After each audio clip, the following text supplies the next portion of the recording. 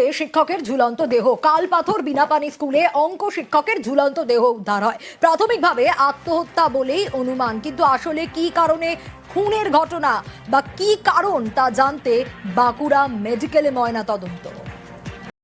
Student life official YouTube চ্যানেলে আপনাদের সবাইকে স্বাগত। প্রাথমিকভাবে আত্মহত্যা বলে অনুমান করলেও মৃত শিক্ষকের স্ত্রী বলেছেন তাঁর স্বামীর মৃত্যুর জন্য স্কুলের স্টাফেরাই দায়ী। স্কুলে গেছিল, আমাকে এখন স্কুল থেকে বলছে এরকম করেছে আমার হাজবেন্ড, আমি কিছু জানি না। ঘটনাটা কি স্কুলে হয়েছে? হ্যাঁ, পুরো ঘটনাটা স্কুলে হয়েছে। কোন স্কুল?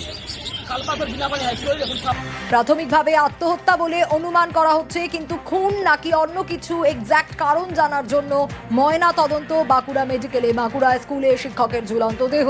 কালপাথর বিনাপানি স্কুলে অঙ্ক শিক্ষকের ঝুলন্ত দেহ উদ্ধার।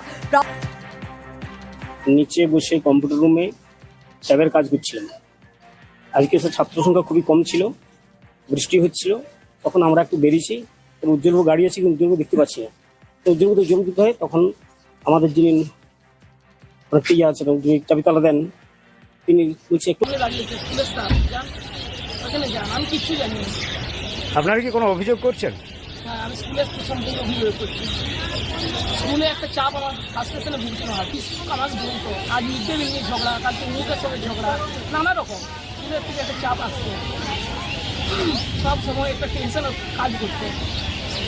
স্টুডেন্ট লাইফ অফিসিয়াল ইউটিউব চ্যানেলটি সাবস্ক্রাইব করে বেল আইকনটি প্রেস করবেন। এর ফলে ভিডিও আপলোড করলেই আপনাদের কাছে পৌঁছে যাবে। সবাই খুব ভালো থাকবেন, সুস্থ থাকবেন।